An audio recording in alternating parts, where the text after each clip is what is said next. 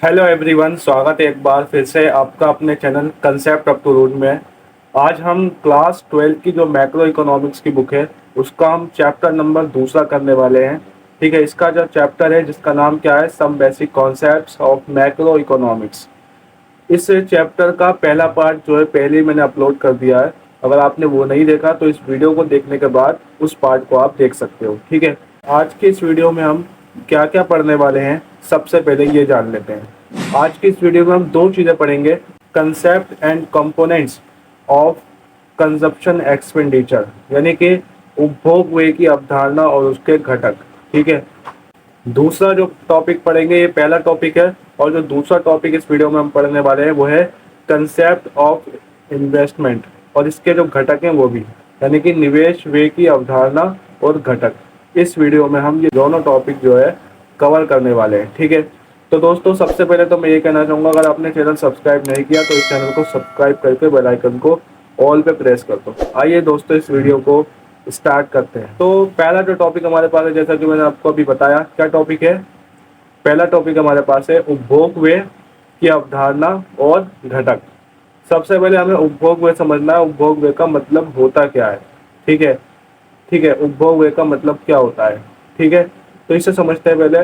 देखिए, उपभोग व्यय का मतलब क्या होता है। उपभोक्ता वस्तुएं जो होती हैं, उपभोक्ता वस्तुओं के बारे में मैंने पहले ही वीडियो में बता रखा है कि उपभोक्ता वस्तुएं कौन सी होती हैं। ठीक है, तो जो उपभोक्ता वस्तुएं होती है ना, उन उपभोक्ता वस्तुओं पर जो किया जाने वाला खर्च होता है, समझ में आ रही है बात?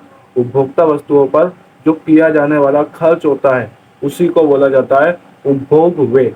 ठीक है, अगर इस उपभोग व्यय में मैं अगर व्यय का मतलब समझू ना, तो व्यय का मतलब क्या होता है? खर्च। ठीक है, व्यय का मतलब क्या होता है? खर्च। और उपभोग व्यय का मतलब क्या हो गया कि उपभोक्ता वस्तुओं पर किया जाने वाला खर्च। ठीक है, तो इसे बोला जाता है उपभोग व्यय। लेकिन हमें, क्योंकि हम मैक्रो इकोनॉमिक्स पढ़ना है, मैक्रो इकोनॉमिक्स में अर्थ बदल जाता है हर चीज का। ठीक है, तो उपभोग व्यय का मतलब मैक्रो इकोनॉमिक्स में क्या है। ठीक है, मैक्रो इकोनॉमिक्स में उपभोग व्यय का मतलब क्या होता है ये समझना है। देखिए, मैक्रो इकोनॉमिक्स में उपभोग व्यय का मतलब क्या है? समग्र उपभोग व्यय। ठीक है, मैक्रो इकोनॉमिक्स में उपभोग व्यय का मतलब क्या है? समग्र उपभोग व्यय, यानी कि एक अर्थव्यवस्था में जितने भी उपभोक्ता हैं, उन उपभोक्ताओं के द्वारा जो भी उपभोक्ता वस्तुएं खरीदी गई हैं, उन उपभोक्ता वस्तुओं का पे जो खर्च किया गया है उसी खर्च का टोटल, उसको बोला जाएगा समग्र उपभोग व्यय। ठीक है, इसको ध्यान से समझने के लिए आपको पूरा डिटेल समझना पड़ेगा। देखिए, जैसे अगर मैं आपको बताऊं एक अर्थव्यवस्था में उपभोक्ता कौन कौन होते हैं। ठीक है, आपको ये सवाल आपके मन में होगा कि एक अर्थव्यवस्था में कौन कौन लोग उपभोक्ता होते हैं। तो एक तो वो होता है उपभोक्ता, ठीक है, परिवार। परिवार जो होते हैं, परिवार में भी एक उपभोक्ता होते हैं। ठीक है, परिवार जो हो गए वो सारे उपभोक्ता कैटेगरी में आ गए। दूसरे सरकार, सरकार भी जो है उपभोक्ता हो जाती है कई बार, कई बार वो भी जो है उपभोक्ता वस्तुओं को खरीदती है। ठीक है, तीसरा जो है एनजीओ, या हम कह सकते हैं गैर सरकारी संगठन। कुछ गैर सरकारी संगठन भी होते हैं जो उपभोक्ता वस्तुओं को खरीदते हैं। तो परिवारों द्वारा किया जाने वाला खर्च, और सरकार द्वारा किया जाने वाला खर्च, और तीसरा गैर सरकारी संगठन द्वारा किया जाने वाला खर्च, जब हम इन तीनों चीजों को जोड़ देंगे तो हमें मिल जाएगा समग्र उपभोग व्यय। बात आ गई समझ में? समग्र यानी सबका। ठीक है, सबका उपभोग व्यय हमें मिल जाएगा। एक बार और सुनो कि जब हम परिवारों द्वारा किया जाने वाला उपभोग व्यय जोड़ेंगे और उसमें सरकार द्वारा उपभोग व्यय जोड़ेंगे और फिर उसमें गैर सरकारी संगठन द्वारा उपभोग व्यय जोड़ देंगे, तो हमें क्या मिल जाएगा? हमें मिल जाएगा सरकारी या समग्र उपभोग व्यय। ठीक है, समग्र उपभोग व्यय मिल जाएगा। और मैंने आपको बताया कि मैक्रो इकोनॉमिक्स में उपभोग व्यय का मतलब क्या होता है? समग्र उपभोग व्यय। ठीक है, इतनी बात क्लियर हो गई यहाँ तक? ओके, तो आगे बढ़ते। तो अब यहाँ पे एक बात और थी, उपभोग व्यय की अवधारणा और घटक। अब इसके घटक कौन से?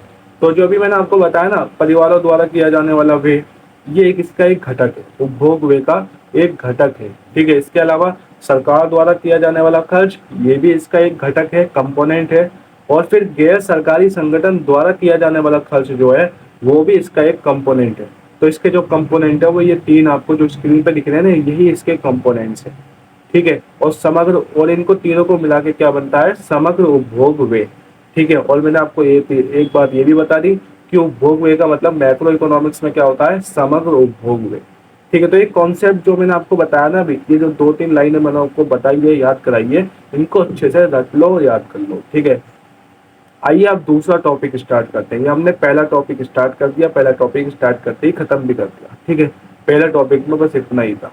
ठीक है, अगर आपसे कोई उपभोग व्यय के बारे में पूछे तो आप बता सकते हो, समग्र उपभोग व्यय के बारे में पूछे तो आप बता सकते हो। ठीक है, दूसरा टॉपिक हमारे पास क्या है, निवेश की अवधारणा और घटक, यानी कि concept and components of investment. Investment क्या होता है, आपने कई बार सुना होगा कि बहुत बड़े बड़े जो हमारे उद्योगपति हैं उन्होंने इतना इन्वेस्ट किया। आपने कई बार न्यूज़पेपर में देखा होगा कि भाई एलोन मस्क ने इस कंपनी में इन्वेस्ट किया, एलोन मस्क ने इस प्रोग्राम में इन्वेस्ट किया, एलोन मस्क ने या किसी और बड़े उद्योगपति ने, टाटा बिरला ने इस कंपनी में इन्वेस्ट किया, इस जो है इस स्टॉक में इन्वेस्ट किया। इन्वेस्टमेंट आप समझते हो, इन्वेस्टमेंट का मतलब अगर सरल भाषा में बोलूँ, इजी लैंग्वेज में बोलूँ तो होता है मतलब पैसा लगाना। इन्वेस्टमेंट का मतलब क्या होता है, पैसा लगाना, या अगर हम कहीं किसी चीज़ पे पैसा लगाते हैं तो उसको बोला जाता है इन्वेस्टमेंट। ठीक है, बात आ गई समझ में।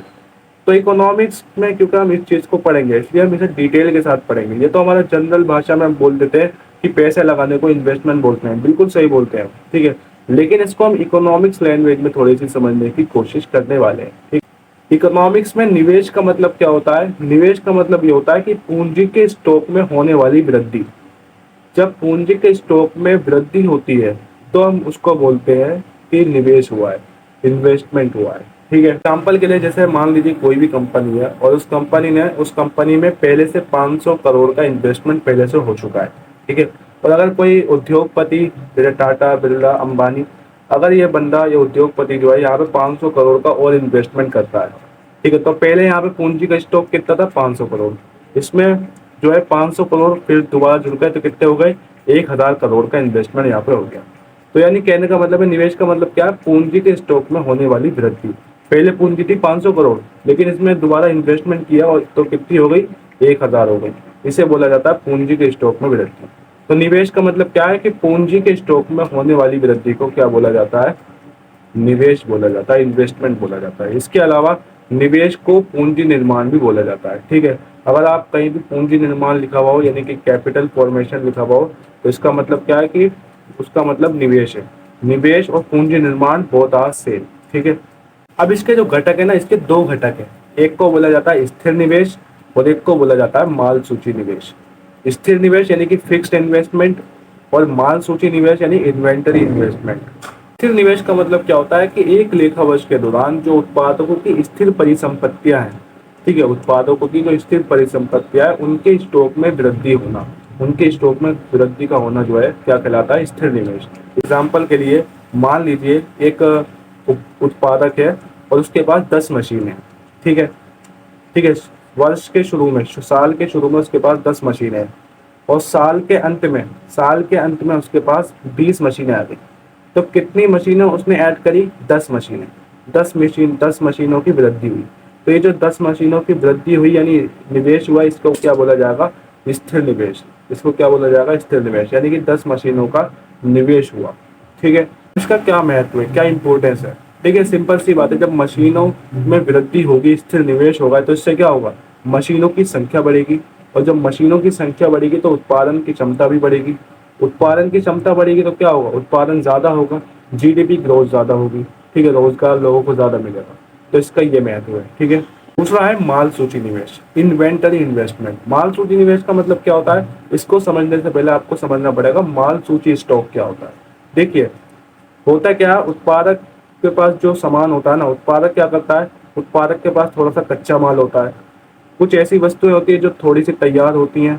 ठीक है, थोड़ी तैयार होती है, थोड़ी तैयार नहीं होती।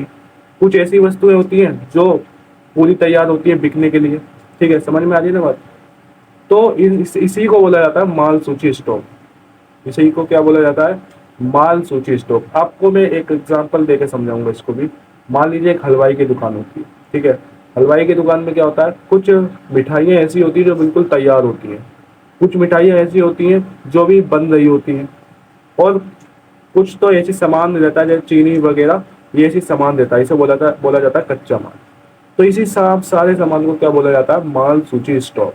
जब माल सूची स्टॉक में जो वृद्धि की जाती है, माल सूची स्टॉक में जो वृद्धि की जाती है उसी को बोला जाता है माल सूची निवेश। ठीक है, इसी को क्या बोला जाता है, माल सूची निवेश। ठीक है, सवाल यह है कि इसका क्या महत्व है, माल सूची निवेश का क्या महत्व है। तो माल सूची निवेश का बहुत ज्यादा महत्व है। जैसे अगर कच्चा माल में इन्वेस्ट किया जाएगा, कच्चे माल में इन्वेस्ट किया जाएगा तो क्या होगा, हम लगातार उत्पादन कर सकते हैं। ठीक है, लगातार हम जो है बाजार में हमें जाना नहीं पड़ेगा बार बार। ठीक है, जब एक ही बार में हम बहुत सारा कच्चा माल ले आएंगे तो हमें बार बार बाजार में नहीं जाना पड़ेगा। दूसरा, जब तैयार माल हमारे पास होगा, ठीक है, तैयार माल हमने पहले से ही बना रखा है, क्योंकि तैयार माल भी माल सूची के स्टॉक का एक हिस्सा है।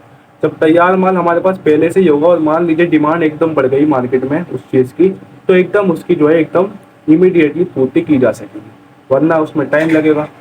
ठीक है, तो बात समझ में आ रही है, माल सूची निवेश का भी बहुत ज़्यादा महत्व है। तो ये थी वीडियो, आज की छोटी सी वीडियो, जिसमें मैंने आपको बताया स्थिर निवेश के बारे में और माल सूची निवेश के बारे में, और उससे जो पहला टॉपिक था उपभोग व्यय, उसके बारे में मैंने आपको बताया। ठीक है, उम्मीद करता हूँ ये आपको वीडियो बहुत ज़्यादा पसंद आई होगी। अगर वीडियो पसंद आई हो तो इस वीडियो को लाइक करना ना भूलें और चैनल को सब्सक्राइब करके बेल आइकन को ऑल पर प्रेस करें। मिलेंगे एक और वीडियो में, तब तक के लिए खुश रहिए, मस्त रहिए, आबाद रहिए। तब तक के लिए अलविदा।